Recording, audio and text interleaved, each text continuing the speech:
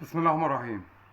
انا من امبارح يا جماعه شايف حاجات غريبه، وشايف شماته، وشايف حاجات غريبه على السوشيال ميديا وعلى الفيس وعلى الانستجرام وتويتر، والناس كلها شمتانه في فتوح واجي اخره اللاعب اللي مش عارف ايه وبتاع. يا جدعان، ربنا سبحانه وتعالى بيستر البني ادم مره واثنين وثلاثه واربعه، تمام. الراجل ده خلاص يعني يعني الغطاء بتاع الستر عند ربنا خلص بالنسبه له. هو الراجل ده يعني احنا مش ملائكه. يعني انت وانا واي حد بيتفرج على الفيديو ده عمل خطأ اكبر من اللي عمله فتوح 100 مره.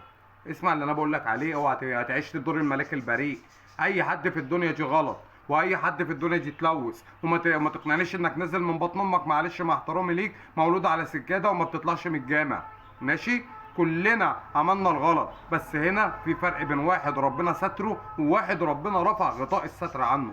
انا من امبارح شايف كميه سخافه وكميه عبط على احمد فتوح وعصام صاصا، هما الاتنين في المحكمه وبتاع وحاجات نازله، واجي مش عارف ايه اللي بياخدوا ملايين. يا عم كل واحد كاتب له رزقه. احمد فتوح بياخد 15 مليون في السنه، ولا عصام صاصا معلش بيعمل لي حفله ب 2 مليون جنيه في الساحل. يا عم ده رزقه.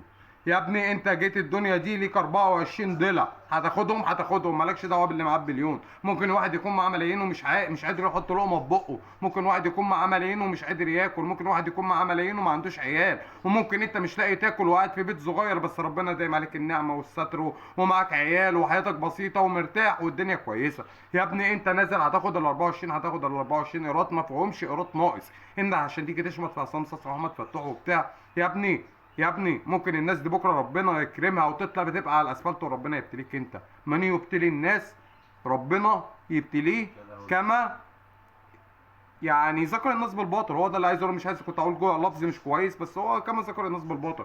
وبعدين اللي انتوا ما تعرفوش ان احمد فتوح حواره كبير. احمد فتوح المفروض ان العينه الاولانيه طلعت سلبيه بقدره قادر راح متحوله ايجابيه العينه الثانيه، ولسه التحقيق شغال.